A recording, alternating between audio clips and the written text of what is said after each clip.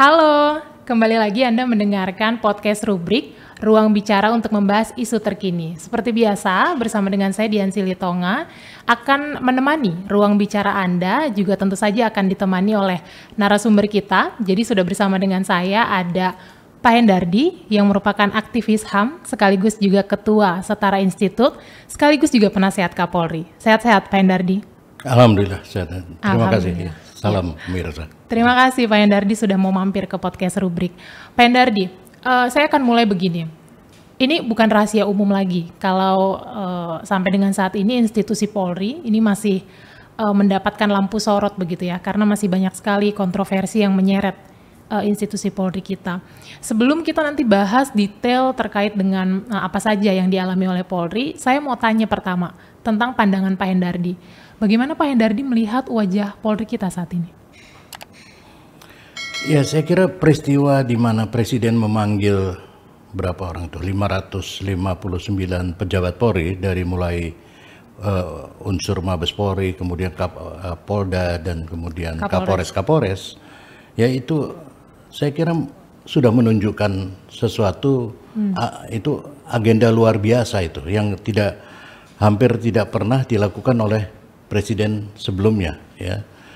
Dan ini menggambarkan, saya kira juga sekaligus menggambarkan kegeraman dari Presiden atas kinerja institusi Polri. Jadi nggak usah ditanya ke saya, kita sudah bisa melihat berita bahwa itulah yang terjadi sebetulnya pada saat-saat terakhir, ya, terutama di dalam menjalankan mandatnya untuk mandat konstitusionalnya di dalam menjaga keamanan, menegakkan hukum, memberikan perlindungan dan pelayanan masyarakat.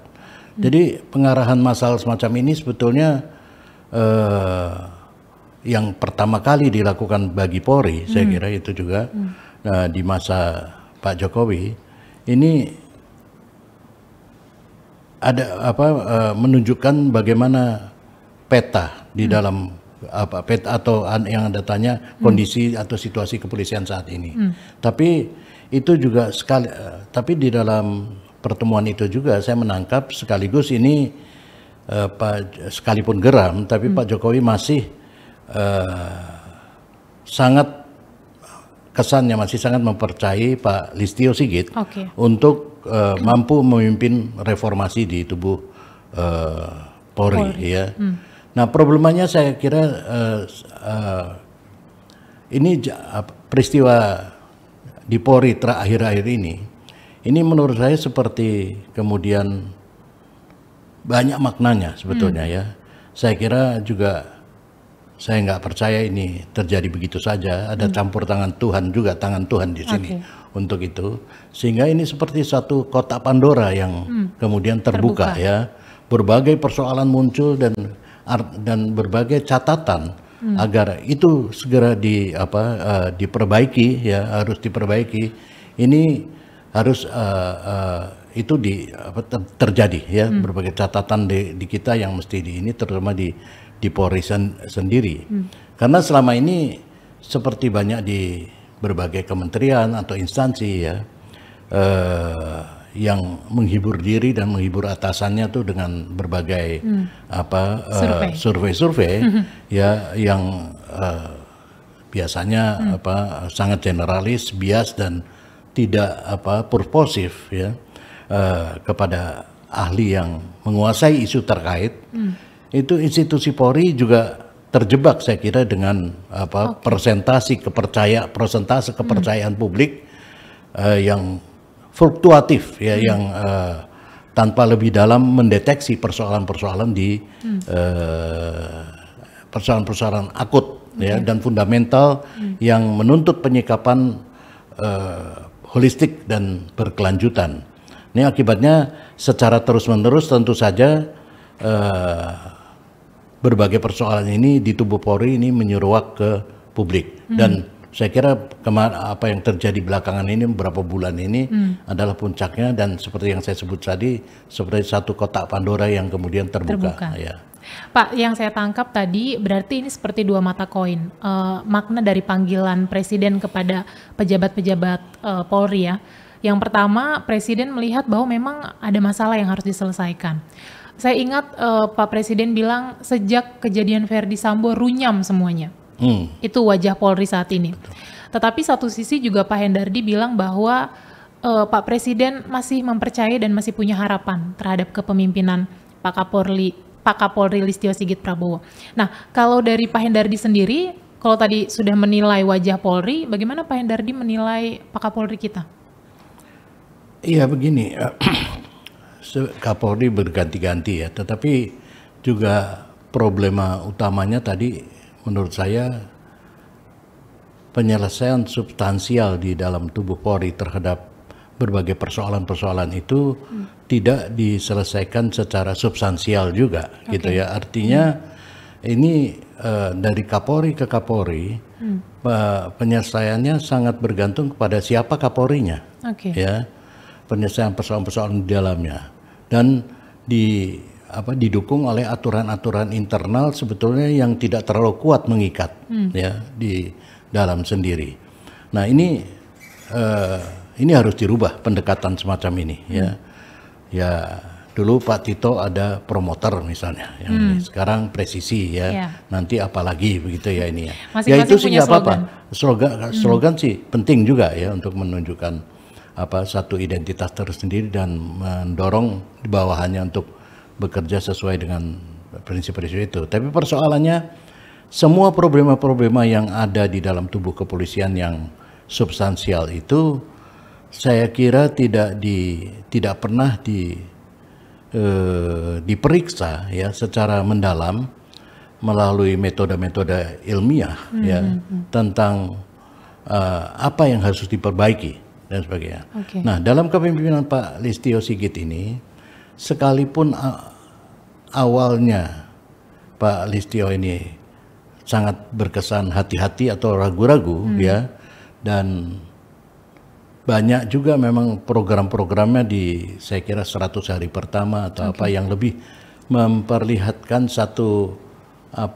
di satu sisi orang melihat sebagai pencitraan, tapi di lain sisi saya kira itu memperlihatkan satu polisi yang satu kesan yang juga baik, lebih humanis, misalnya berbagai lomba-lomba yang diselenggarakan, lomba murah, lomba paduan suara mungkin ya. Saya jadi juri di Mabes Polri waktu lomba pidato orasi mengkritik Polri dan sebagainya, dan juga ada program Hugeng Award misalnya yang dilakukan pada Hari Bayangkara.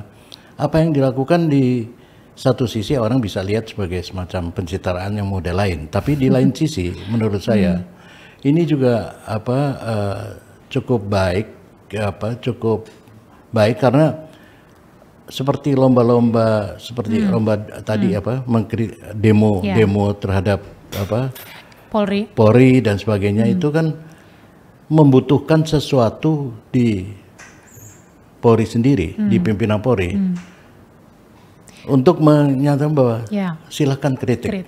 Ya, untuk dikritik, untuk itu yang saya kira juga tidak mudah dari awal itu. Nah kemudian selanjutnya terjadi peristiwa-peristiwa 4 bulan inilah ya, dari mulai Verdi Sambo sampai Teddy Minahasa, Kanjuruhan dan sebagainya. Ini yang saya kira tadi dibantu dengan tangan Tuhan ya, membuka persoalan-persoalan yang lebih substansial di dalam tubuh Polri. Inilah menjadi pekerjaan rumah Pak Kapolri. Awalnya saya melihat memang Pak Kapolri sangat berhati-hati atau bahkan sebagian orang mengesankan ragu-ragu ya. Tapi selanjutnya apalagi dengan dukungan Presiden yang saya kira penuh dan kepercayaan Presiden yang cukup penuh pada Pak Listio, ya saya juga yakin yang namanya Presiden, kita butuh orang yang dia percaya tentu ya, yang dia percaya, dan Pak Listio nampaknya orang yang sangat dipercaya oleh beliau, dan karena itu apa yang beliau lakukan, bahwa Presiden juga tidak kurang mengingatkan beberapa kali bahwa Polri harus solid dan harus tampil percaya diri. Ya, karena kalau terlihat ragu dan tidak tegas justru ini akan menurunkan kepercayaan publik ya. Dan itu saya kira langkah demi langkah dilakukan oleh Pak Listio dengan tegas ya. Oke. Apa yang dia sampaikan sebelumnya bahwa kalau ikan busuk itu kepalanya yang harus dipotong, itu benar-benar dia lakukan ya. Dari itu bisa kita lihat secara kasat mata di dalam kasus-kasus Verdi Sambo atau Teddy juga Minahasa. Teddy Minahasa ya. Jadi saya kira ini apa yang dilakukan oleh Pak Kapolri sudah on the track ya, dan terutama di dalam mengembalikan kepercayaan publik ya, kepercayaan publik. Memang begini namanya polisi ini ya selalu ada Problematik, ada problematik dan selalu di mana-mana di dunia ini ada namanya polisi baik dan polisi kotor, ya kan? Nah, begitu juga di Indonesia. Polri tentu saja ya, dan ini yang terbukanya nggak main-main begitu kan? Nah, tetapi apapun ya sebagai institusi yang legal dan konstitusional di dalam menegakkan hukum, dia harus tetap kita dukung ya. Polri sebagai mekanisme itu tidak bisa kita kita abaikan.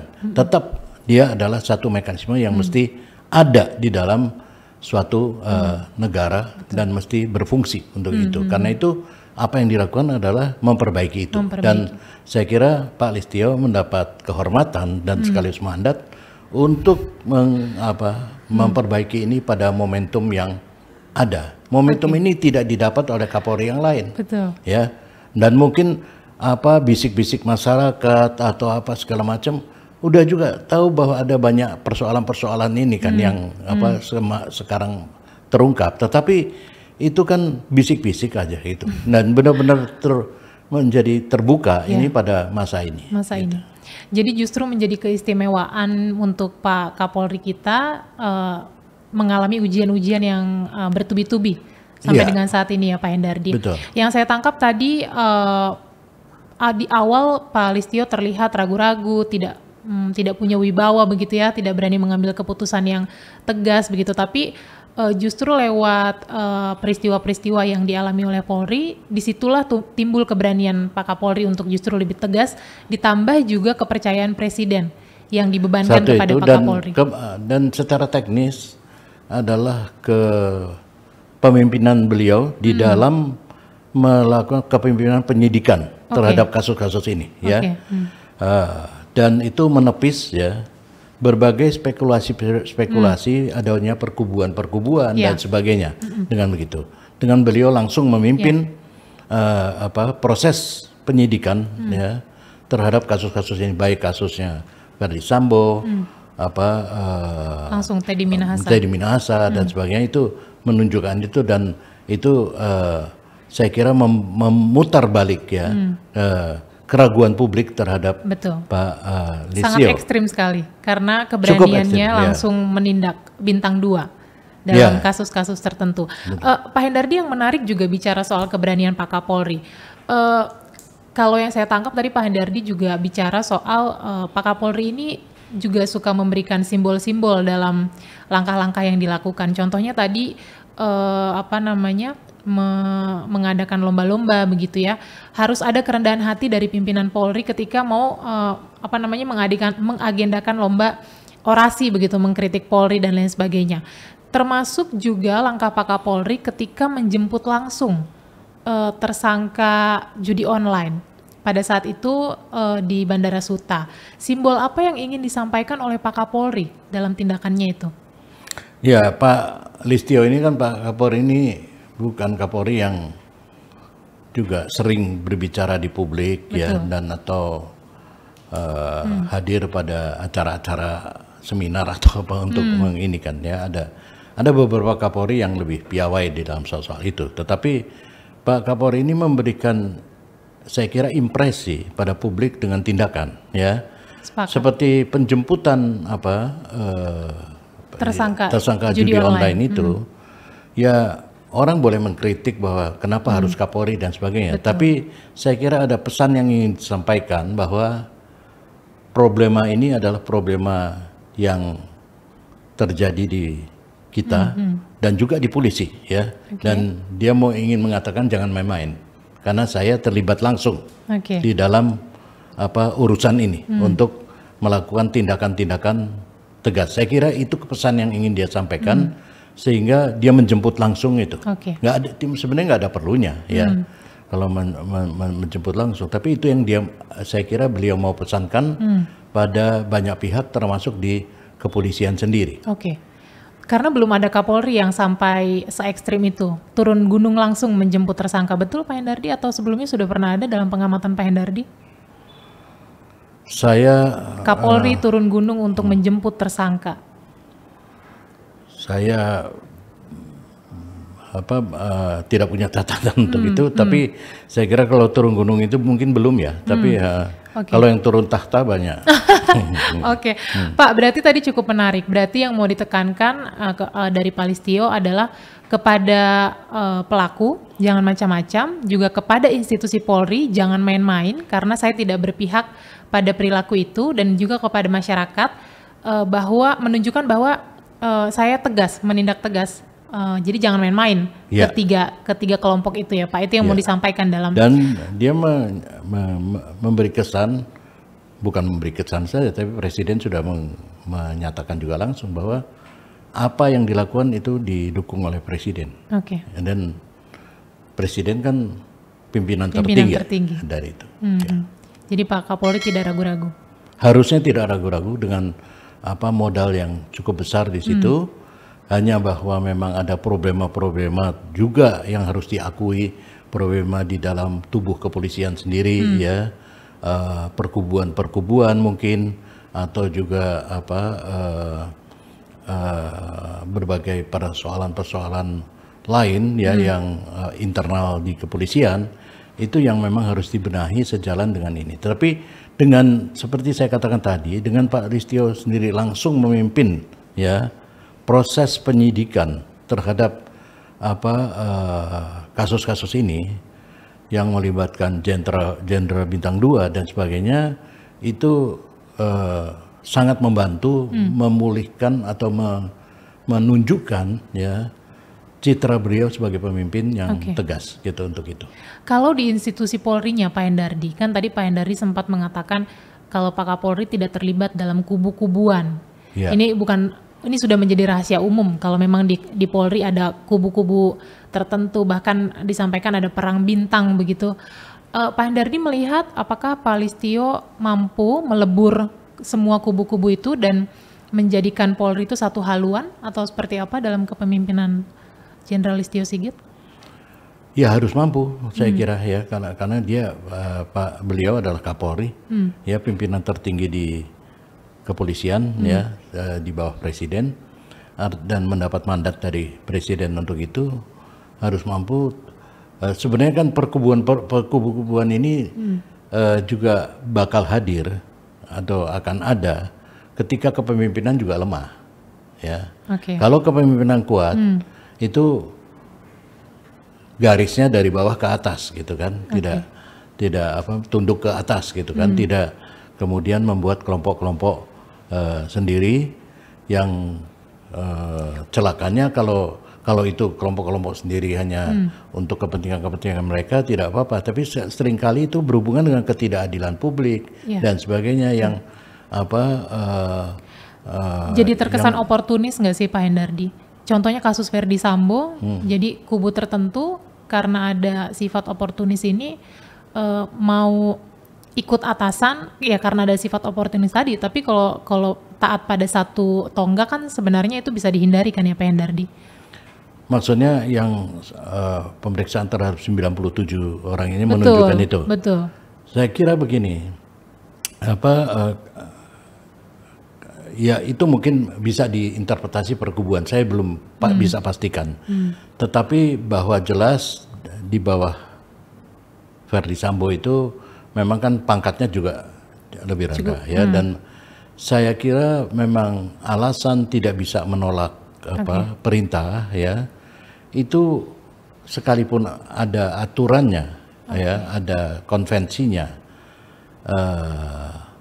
itu harusnya bisa, tetapi dan saya yakin sebagian polisi apalagi yang sudah pangkatnya lumayan itu mengetahui konvensi atau aturan-aturan itu, tetapi ini juga tidak mudah bagi seorang bawahan untuk melakukan itu ya. Itu juga harus menjadi semacam pekerjaan rumah bagi kita ya.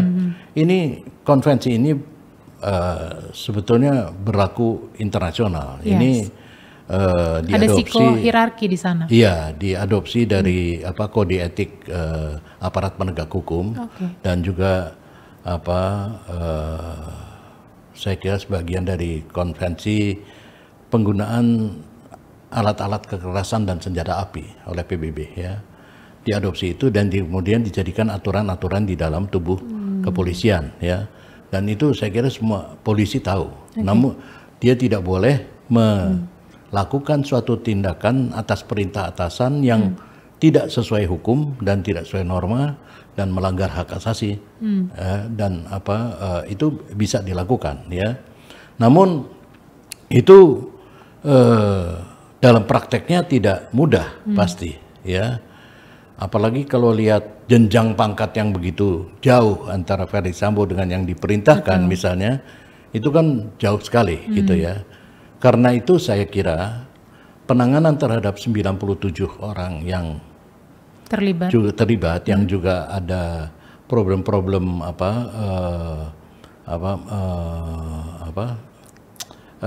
menghalang-halangi keadilan, menghalangi suatu proses penyidikan ya.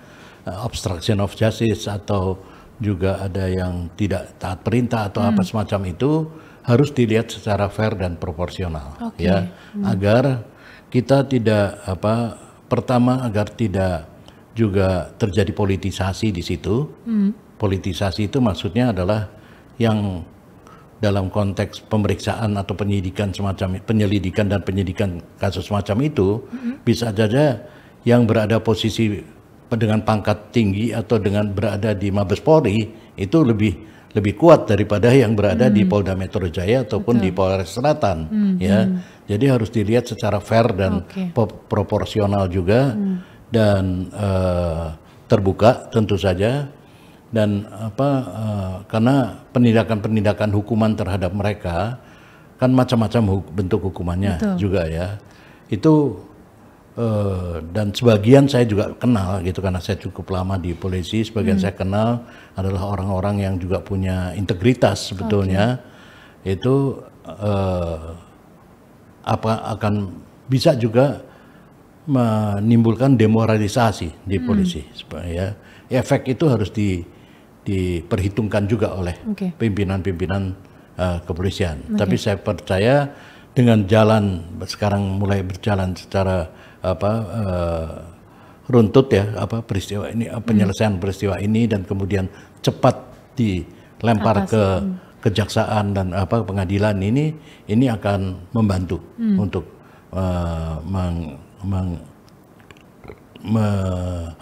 menyelesaikan persoalan ini lebih cepat. Pak Hendardi, ada kultur yang mengakar di Polri kalau saya tangkap tadi dari penjelasan Pak Hendardi. Kemudian juga tadi Pak Hendardi sempat bilang tergantung Kapolrinya kalau mau bicara perubahan. Pada saat-saat sekarang ini. Lalu apa hal yang krusial yang harus dilakukan Kapolri dalam hal mereformasi? Di tengah ada kultur yang tadi mengakar sekali, tidak bisa menolak perintah atasan karena memang ada hierarki di sana begitu.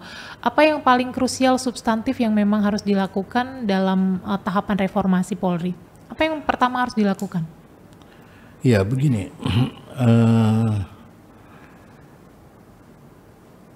terutama setelah momentum ini berlalu atau seiring dengan momentum ini yang tadi saya katakan ada campur tangan Tuhan di situ ya.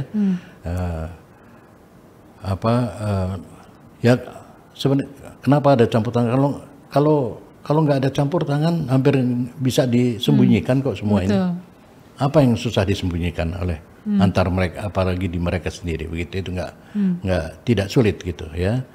Nah, setelah semua langkah yang dilakukan dan sedang tengah dilakukan dan sedang dilakukan langkah presisi oleh Kapolri ini dalam merespon prahara di tubuh kepolisian, saya kira tugas mendesak Kapolri itu adalah menyusun langkah-langkah strategis lanjutan sebagai agenda reformasi Polri. Nah, mesti kita akui ya bahwa agenda reformasi Polri dalam waktu yang cukup lama ini telah mati suri, ya, dan kehilangan arah sebetulnya, ya. Gerak perbaikan Polri selama ini lebih bergantung pada kepemimpinan Kapolri yang ada pada saat itu yang menjabat, ya, tanpa satu desain holistik dan berkelanjutan. Ya. Nah, jika dilacak, kalau kita lacak ini baik pemerintah maupun DPR sebagai lawmakers, ya, dan juga mitra Polri, tidak ditemukan produk kebijakan yang menggambarkan desain reformasi Polri itu sendiri. Ya, jadi bukan pihak Polri saja yang harus kita salahkan gitu, kita tuding, ya. Tapi sebagai pihak lawmakers mereka juga tidak melakukan sesuatu yang bermanfaat atau seharusnya dilakukan untuk melanjutkan reformasi di tubuh Polri. Reformasi Polri ini semata-mata mengandalkan aturan-aturan internal Polri yang selama ini ada sebagai daya ikat, ya. Tingkat kepatuhan dan akuntabilitasnya cukup rendah. Kinerjanya juga sulit diukur dan sulit diakses oleh publik. Ya, jadi tidak menyelesaikan masalah. Mungkin ada beberapa hal yang saya kira juga menjadi catatan, ya. Dan kami juga dari Setara Institute mencoba membantu ini juga dengan mencoba menginventarisasi berbagai problema atau persoalan-persoalan di tubuh Polri, ya, yang mesti dibenahi. Dan selanjutnya tentu saja ini bukan hanya permainan kata-kata, ini mesti persoalan-persoalan ini mesti di riset betul, ya, termasuk persepsi publiknya terhadap berbagai persoalan atau kasus-kasus atau masalah-masalah yang ini kan saya ada beberapa catatan tentang ada beberapa hal yang silakan, Pak. Ini, ya, kita untuk menyusun semacam detail agenda reformasi Polri ini yang aktual, ya, ini satu kebutuhan dasar sehingga beberapa fakta-fakta dan dugaan-dugaan tentang masalah-masalah di tubuh kepolisian itu serta aspirasi publik itu agar Polri akuntabel itu bisa terjawab. Ini beberapa agenda yang setidaknya saya catat, misalnya pasca peristiwa Duren 3 dan Teddy Minahasa dan Kanjuruhan, dan ini adalah yang dicatat dan direformulasi oleh ini adalah seperti tata kelola sekolah kedinasan. Ya, itu juga menjadi problem, ya, bukan rahasia lah, ya, bahwa sekolah harus bayar, kadang-kadang harus ini, ya, ada dan juga apakah sudah cukup seorang lulusan yang baru beberapa tahun di polisi diterjunkan ke masyarakat atau apa semacam itu, ya. Nah, juga lain hal misalnya di dalam peristiwa semacam ini kita lihat juga pentingnya penguatan peran Kompolnas. Ya, Kompolnas sebagai institusi pengawasan kepolisian nampak juga seringkali karena kewenangan yang terbatas, jadi seringkali dinilai ikut arus, seringkali dinilai gagap dan sebagainya. Dinilai juru bicaranya Polri, padahal harusnya mengawasi. Ya, karena itu penguatan peran Kompolnas melalui perbaikan peraturannya, perbaikan undang-undang dan sebagainya itu menjadi penting. Pelajaran lain yang bisa dipetik dari peristiwa kemarin ini adalah misalnya kualifikasi keanggotaan di tubuh Propam. Di Propam, ya, misalnya, ya, bukan saja untuk keanggotaan, tapi juga untuk pimpinan. Kepala divisi Propamnya. Syarat-syarat apa yang ada? Karena Propam ini kan juga mengawasi polisi-polisi. Betul. Mengawasi. Sangat sentral sekali karena polisinya polisi. Polisinya polisi, yang menegakkan hukum. Yang menegakkan di tengah aparat hukum. Betul. Apa kualifikasi yang Pak Hendardi sudah list begitu yang memang harus dimiliki oleh pimpinan Propam? Ini harus diriset ya, tetapi antara lain misalnya mungkin ada baiknya bahwa seorang Kadif Propam itu memang pernah mengalami pengalaman menjadi Kapolda di beberapa daerah, setidaknya lah. Gitu. Memimpin daerah. Iya, karena memimpin daerah itu kan satu pengalaman yang juga berat, dinamikanya luas ya, macam-macam dan berbeda-beda. Ya, Anda jadi Kapolda di Gorontalo sama jadi Kapolda di Medan misalnya itu beda persoalan, beda ini. Jadi itu sedikit-sedikitnya harus ada pengalaman, paling tidak memimpin satu Kapolda, pernah memimpin satu Kapolda yang cukup banyak dinamikanya misalnya. Saya kira itu salah satu. Tapi di bawahnya juga memerlukan, di bawah Kadif Propam ini memerlukan kualifikasi karena dia seperti kata Anda tadi, polisinya polisi. Betul. Nah, kalau misalnya polisinya polisi ini tidak mengerti hukum, tidak cukup memahami persoalan-persoalan di polisi sendiri ya, terus kemudian punya kewenangan untuk menghukum polisi juga, itu kan ya bukan jadi baik, jadi banyak polisi yang jengkel nanti gitu ininya ya. Itu antara lain salahnya. Kemudian juga ada disparitas penanganan dan perlakuan kasus, itu sering terjadi lah ya di mana ini, itu mesti diperbaiki. Juga ketundukan Polri pada supremasi sipil ini masih menjadi persoalan yang substansial ya.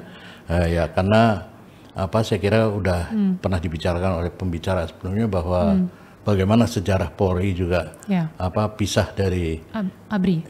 TNI ABRI induk semangnya sebelumnya, dan kultur itu masih melekat gitu kan, masih banyak kultur yang begitu ya, yang kultur kekerasan gitu, juga termasuk perubahan-perubahan di dalam performance gitu ya. Saya sangat bergembira ketika misalnya di reserse misalnya orang diperiksa atau di ini udah nggak ada yang pakai baju polisi, itu biasanya yang meriksa pakai dasi, pakai baju biasa ya kan, dan sebagainya. Itu kan mengesankan itu. Dan juga banyak perbaikan-perbaikan dari segi performance ya.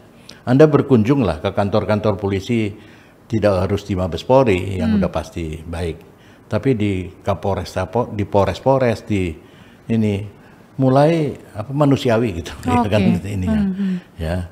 Nah, tidak berkesan seram, tidak berkesan menakutkan. Yang karena polisi bukan untuk nakut-nakuti rakyat, dia untuk tugasnya adalah mengayomi masyarakat gitu ya. Karena itu salah, itu dari segi performance. Tapi kan dari segi substansinya seperti Anda katakan, kultur kekerasan dan sebagainya itu masih ada yang mengejar pengakuan dengan injek kaki ya kan, atau semacam itu, atau kemudian dengan juga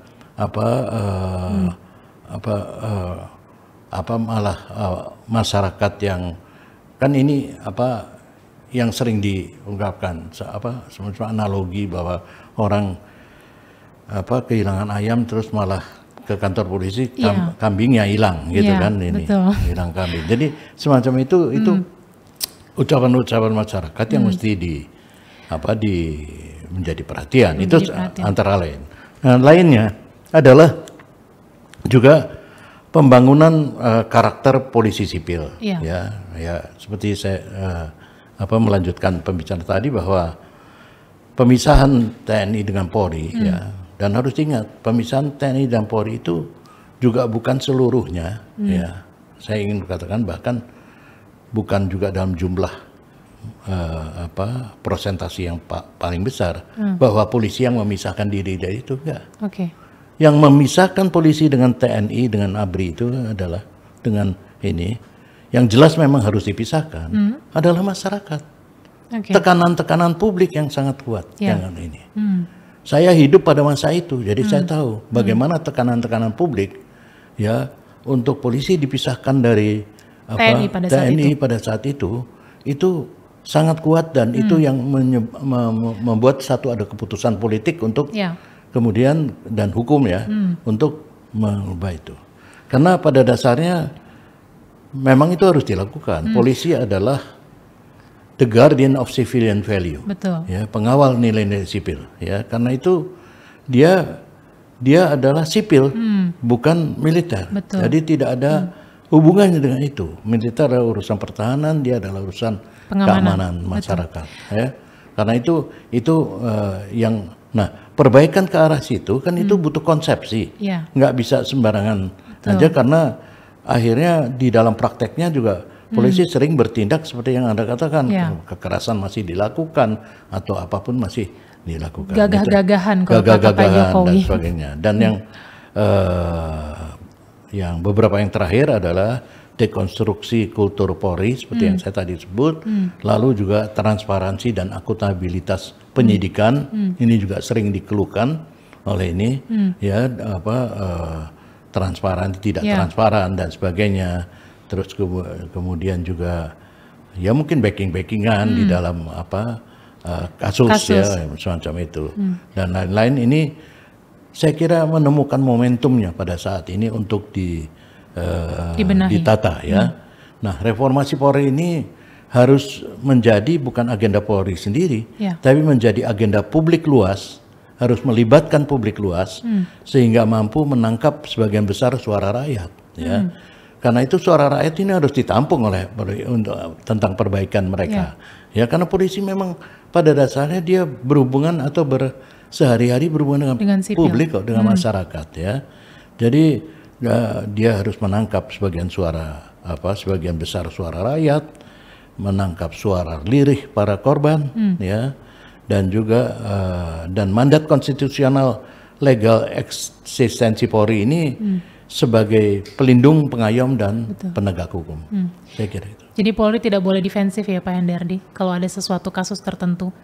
Seperti yang dilakukan Kapolri saat ini, kalau defensif mungkin dia tidak akan melakukan gebrakan-gebrakan yang dilakukan. Dari awal sebenarnya kalau kita tangkap maknanya dengan Pak Kapolri mengadakan lomba-lomba itu yang ini saya katakan tadi kan, itu tidak mudah menjadi seorang pimpinan untuk ayo dong kritik kami gitu ya.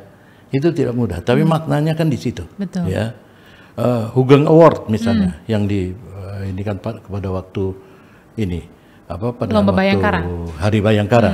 Ya sebenarnya yang bisa kita contohkan polisi baik semacam Hugeng bukan Hugeng saja, banyak beberapa polisi yang kita bisa tonjolkan namanya ya, Pak Sukanto atau Pak almarhum Awaludin Jamin juga adalah polisi-polisi yang luar biasa gitu sebetulnya. Ya banyak contoh. Tapi saya apa yang diinikan dengan Hugeng Award itu adalah bukan semata-mata merayakan Hari Bayangkara, tapi menciptakan atau memberikan semacam buku panduan kepada polisi. Ini loh polisi yang baik. Nah, Anda mengambil contoh dari situ, ya tindakan-tindakannya dan sebagainya. Ya kebetulan Hugeng tidak adalah contoh yang tidak terlalu lama ya, belum lama gitu ya. Saya juga sempat berinteraksi lama sama dia, sama beliau. Oh ya, waktu saya baik ketika beliau dia pernah menjadi semacam dewan penyantun di LBH dulu. Saya berinteraksi di situ. Tapi juga ketika kemudian dia menjadi quote and quote oposisi pada masa Orde Baru di kelompok Yayasan Kesadaran Berkonstitusi Petisi 50, itu saya berinteraksi banyak juga dengan beliau. Jadi saya termasuk beruntung lah masih banyak berinteraksi dengan tokoh-tokoh penting. Menarik sekali Pak Hendardi. Tapi saya akan kembali soal penjelasan reformasi Polri tadi Pak Hendardi. Berarti kan ini PR untuk semua, tidak hanya institusi Polri saja. Ada keterlibatan pemerintah di sana, legislatif untuk membuat undang-undang, keterlibatan masyarakat juga. Ini berarti juga menyinggung staf ahli Kapolri juga. Ini berarti harus orang-orang kompeten supaya bisa menyampaikan kepada Kapolri apa sih yang menjadi kebutuhan pengamatan dari masyarakat juga untuk jadi poin perubahan di institusi Polri. Itu hanya pendapat saya saja, Pak Hendardi, tidak perlu ditanggapi, tidak apa-apa. Saya ingin ke sini soal karakter anggota Polri, Pak. Kalau kita bicara kasus terkait dengan tragedi Kanjuruhan kemarin, kemudian tidak berapa lama dari situ ada peristiwa di negara lain, Itaewon, yang kemudian juga melibatkan keramaian begitu ya, dan ada korban juga di sana. Yang menggelitik adalah ada suara-suara publik yang menyampaikan kalau di Taiwan kemarin, polisinya tuh ketika dihadapkan dengan situasi yang urgent, mereka punya kemampuan untuk memberikan pertolongan pertama. Ini jadi pertanyaan untuk anggota Polri di Indonesia. Apakah teman-teman Polri punya atau dibekali kemampuan yang sama? Bagaimana harus bertindak ketika dalam situasi yang urgent? Itu yang pertama, soal karakter dan kemampuan Polri kita. Kemudian yang kedua juga yang jadi sorotan publik, ketika ada peristiwa Itaewon itu memakan banyak korban, kepala kepolisiannya turun dan secara resmi di hadapan publik meminta maaf. Bagaimana, apakah itu juga dilakukan oleh pimpinan Polri dan bagaimana Pak Hendardi melihat dua peristiwa itu? Ya, yang pertama saya kira peristiwa Itaewon itu, apalagi kalau kita analogikan dengan peristiwa Kanjuruhan ya, kita memang konteksnya berbeda, konteksnya berbeda, tetapi dalam peristiwa Itaewon itu saya kira, nah ini harus menjadi semacam satu evaluasi besar di tubuh kepolisian ya, dalam menangani kerumunan ya, masa ya, tidak, ini kan ada orang yang menilai, saya tidak begitu tahu karena saya berada di Eropa waktu peristiwa Kanjuruhan, tapi ada orang yang menilai bahwa tindakan polisi ini terlalu cepat dengan menggunakan gas air mata dan sebagainya gitu ya. Nah, prosedur-prosedur itu memang diatur dalam peraturan-peraturan. Tapi saya katakan tadi bahwa berbagai peraturan di polisi ini kan lebih banyak peraturan internal yang seringkali tidak mengikat, akuntabilitasnya belum bisa dipertanggungjawabkan dan sebagainya.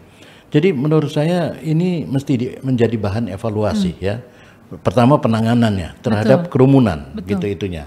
Ya, mungkin agak berbeda dengan di Itaewon, memang yang terjadi adalah kerusuhan antara peserta Halloween waktu itu, peserta perayaan Halloween pada itu ya, Itaewon.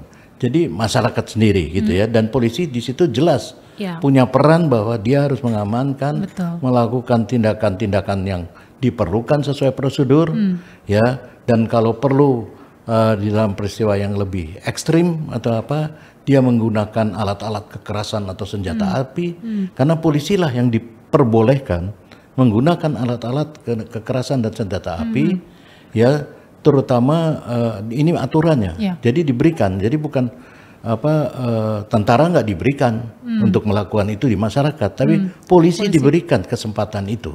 Tapi tentu saja dengan sifat terukur itu ya Pak Hendardi. Terukur dan begini, dan itu paling tidak ukurannya dua prinsip gak mudah ya. Satu, itu mengancam dirinya sendiri atau dia mengancam orang melindungi hak orang lain.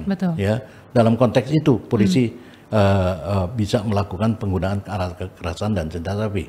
Dalam kasus Itaewon saya kira walaupun mungkin mereka melakukan sudah lebih menggunakan satu prosedur yang cukup ketat dan sebagainya, tapi tetap mereka merasa salah kalau sampai seratusan orang jatuh korban ya, karena itulah sikap untuk meminta maaf kepada publik itu dilakukan. Itu kan kita kenal juga bukan di Korea aja, di Jepang dan sebagainya ya, bahkan kalau di Jepang bisa harakiri itu ya kan, bisa bunuh diri dan sebagainya. Itu jadi artinya apa yang harus kita tangkap dari situ begini, menurut saya ya, pekerjaan polisi ini nggak mudah dalam kasus-kasus kerumunan semacam itu ya.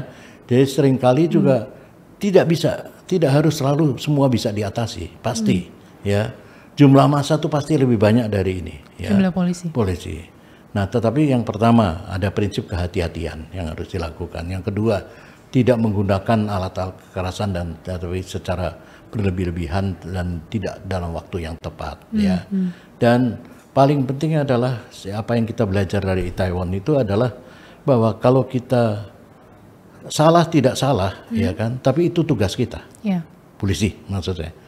Jadi ketika memang ada korban begitu banyak, sikap itu harus disampaikan gitu. Tapi saya kira kan ada juga beberapa anggota polisi ya yang di beberapa daerah yang juga ketika itu bersujud secara massal. Ya, saya kira ini perlu dibudayakan ya, karena memang ya itu tugas dia, dan kalau dia tidak mampu atau tidak bisa atau katakanlah teledor atau apalagi lalai, ya permintaan maaf itu sedikit-dikitnya. Betul. Gitu loh. Tapi sementara proses hukum harus berlangsung. Gitu. Itu juga emang akan mengobati publik, ya, mengobati publik. Walaupun ada seperti di Indonesia kasus Kanjuruhan juga ada problem-problem lain yang tidak pernah diatasi secara sosial, saya kira. Adalah soal fanatisme dan sebagainya yang hanya diatasi seperti mengobati orang flu, ya kan, dikasih hari ini kasih obat pilek, baru besok kasih bisa kumat lagi, dan sebagainya gitu loh. Tidak pernah diatasi secara substansial, secara komprehensif, secara holistik. Oke. Pak Hendardi, saya mau loncat ke kebijakan, balik lagi ke kebijakan Pak Kapolri ya. Kan beberapa waktu yang lalu seperti Pak Hendardi tadi sampaikan, Presiden sudah memanggil pimpinan-pimpinan mulai dari Kapolri, Kapolda, Kapolres begitu. Kemudian ada simbol tidak boleh menggunakan atribut apapun begitu ya. Sebenarnya itu kan untuk mematahkan ya jangan gagah-gagahan gitu. Pada dasarnya polisi adalah pelayan publik. Nah, pulang dari sana Pak Kapolri kemudian menyampaikan beberapa hal, termasuk arahan supaya anggota Polri tidak boleh hidup mewah. Terkait dengan kendaraan saja, ini hanya boleh menggunakan Innova, itu paling mewah. Harus mengikuti kepala daerahnya, jangan sampai lebih tinggi mobilnya dibandingkan dengan kepala daerahnya. Kemudian juga mengeluarkan aturan-aturan lain seperti mempermudah pembuatan SIM, begitu ya. Bagaimana Pak Hendardi melihat langkah Pak Kapolri ini di tengah ketika sudah dipanggil Presiden, kemudian langsung mengeluarkan kebijakan? Seperti apa melihatnya Pak Hendardi? Ya. Ya ini menarik ya, Presiden sekali-kalinya mengumpulkan 500-an ini, tidak boleh pakai handphone, senjata atau apa. Hanya pulpen dan kertas saja. Hanya pulpen dan kertas. Ya itu menunjuk, saya kira ada pesan yang ingin disampaikan ya, bahwa ya itu senjata, segala atribut-atribut Anda itu bukan untuk gagah-gagahan, bukan untuk apalagi untuk melukai hati masyarakat ya. Tugas Anda adalah melayani masyarakat. Ya, jadi itulah yang mungkin Presiden mau ditegaskan. Ya, ketika kemudian Kapolri memberikan pengarahan lanjutan terhadap itu bahwa menyangkut hidup mewah, hedonis dan sebagainya, saya kira itu pandangan umum ya yang terjadi di kepolisian belakangan, ya kan. Memang polisi kalau kita lihat kok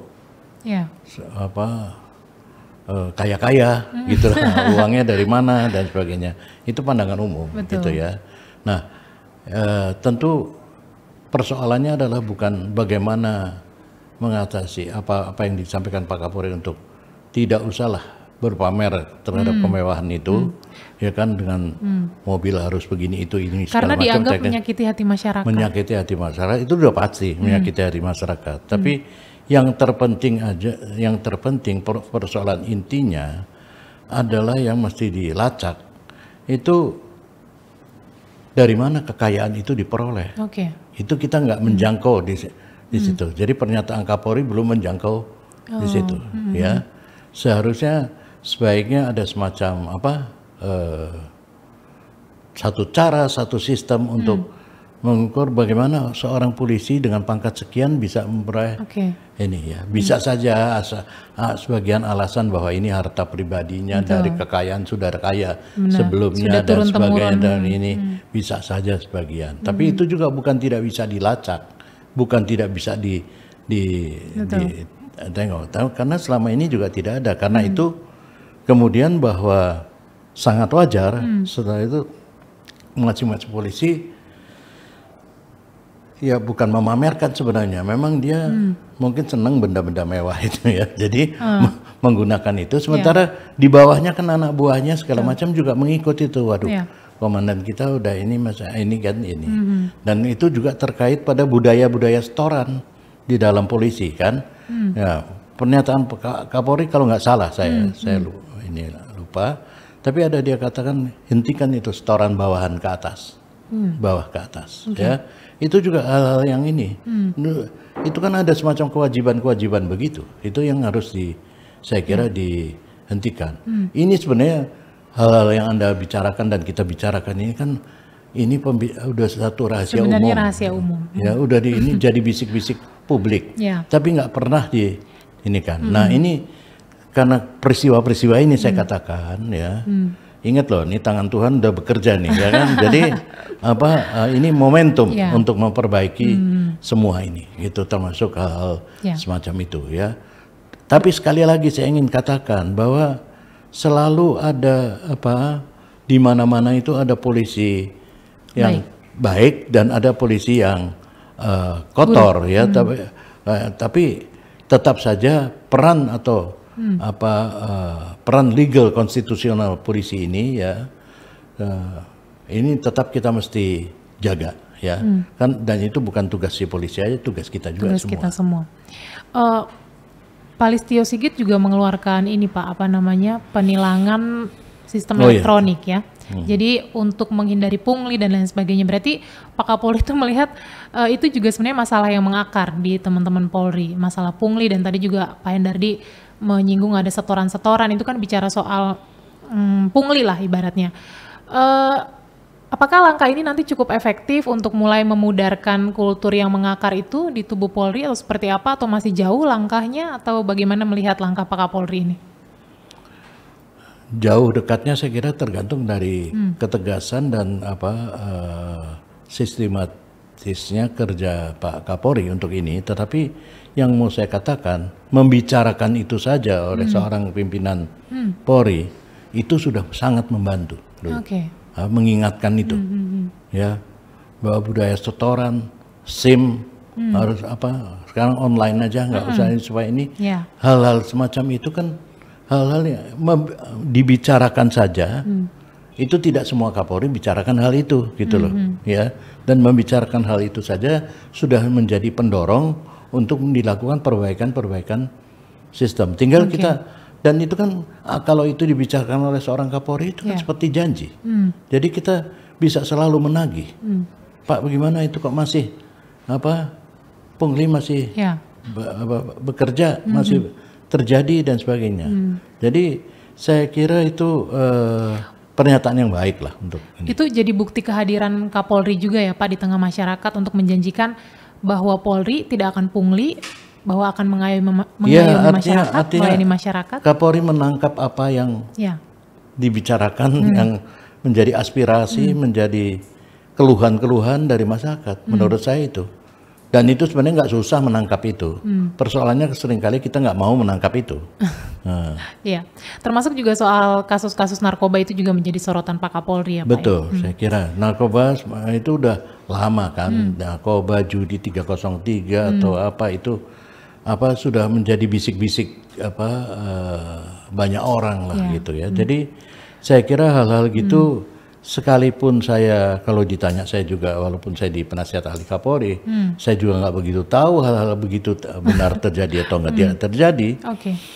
Karena dan saya kira pasti orang juga tidak mau kasih tahu saya gitu kan, karena saya juga tukang kritik kadang-kadang. Tapi kan problemanya itu kan tidak ada asap tanpa api ya. Jadi apa yang ditangkap dan dinyatakan oleh Kapolri itu bahwa sesuatu yang memang mungkin terjadi, seberapa besar dan ini saya nggak tahu secara data. Tetapi kalau itu terjadi ya itu memang harus diselesaikan, harus diberhentikan, itu harus di stop. Dan sekali lagi saya ingin garis bawahi, ini momentumnya. Dan tidak semua Kapolri dapat kesempatan, dapat momentum ini.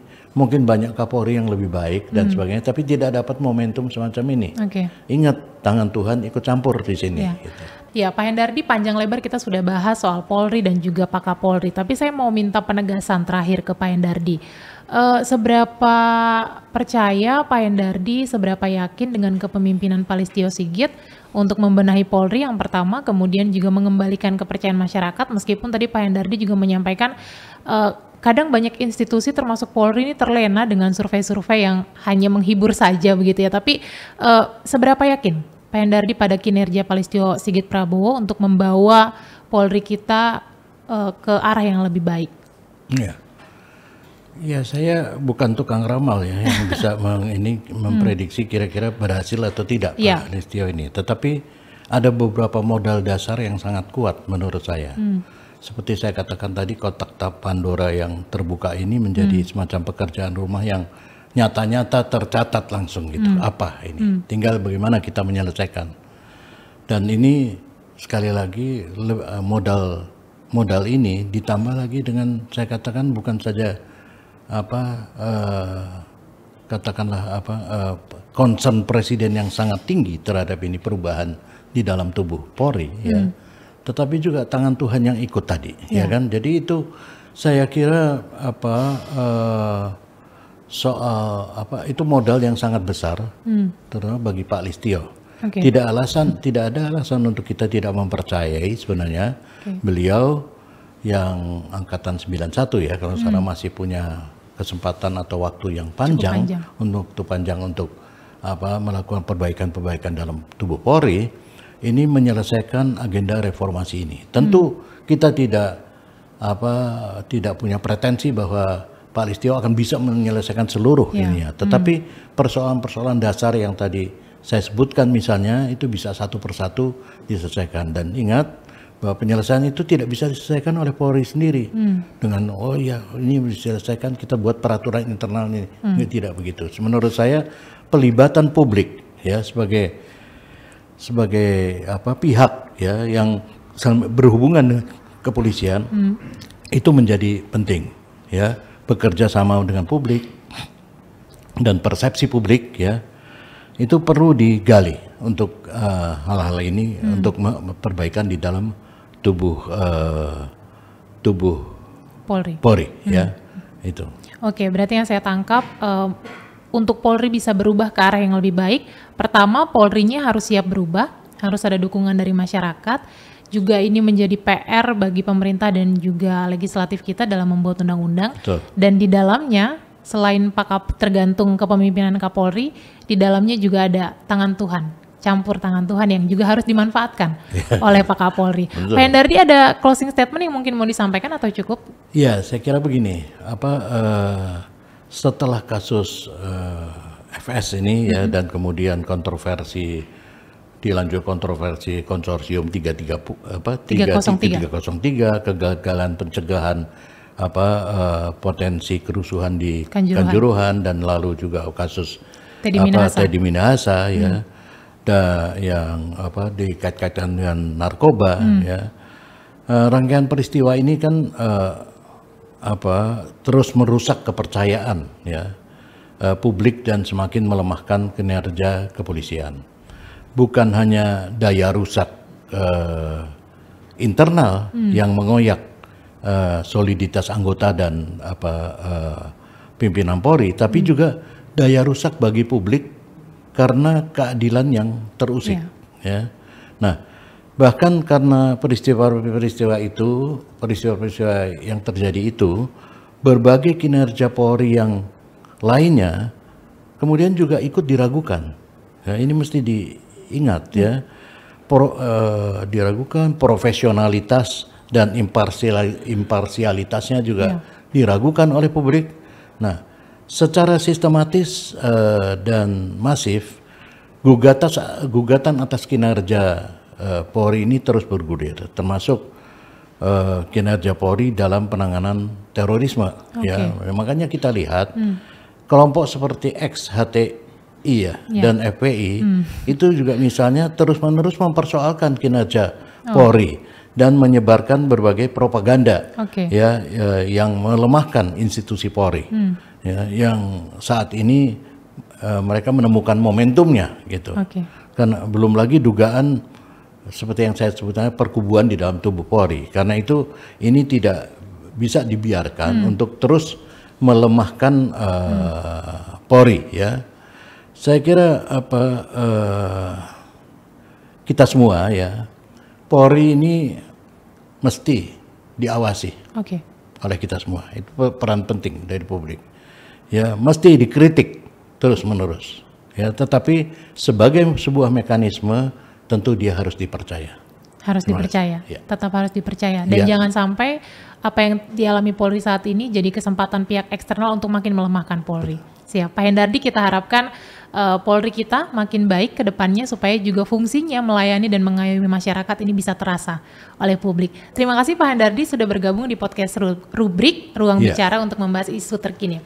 Ya, saudara, sampai di sini perbincangan kita. Kita akan ketemu lagi di lain kesempatan. Sampai jumpa, saya Dian Silitonga pamit.